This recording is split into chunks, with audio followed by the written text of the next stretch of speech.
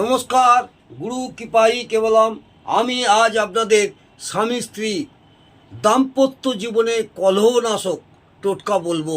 যাদের দাম্পত্যে খুব কলহ হচ্ছে তাদের উদ্দেশ্যে বলছি, নিজের শয়নকক্ষে স্বামীর বালিশের নিচে কিছুটা সিঁদুর রেখে দিন।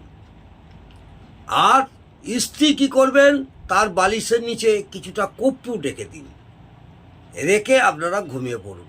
সকালবেলা ঘুম থেকে উঠে পরের দিন সকালে স্বামী ওই সিঁদুরের কিছুটা অংশ ঘরের একটা নির্জন জায়গায় লুকিয়ে একটুখানি অর্ধেকটা রেখে দিন, আর অর্ধেকটা স্ত্রীর স্মৃতিতে লাগিয়ে দেবেন, স্ত্রীর স্মৃতিতে পরিয়ে দেবেন।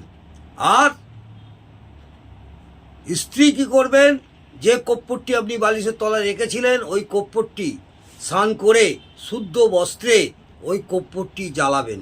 জ্বালিয়ে আপনাদের ঘরের চারিদিকে ঘুরিয়ে একটি জায়গায় রেখে দিন।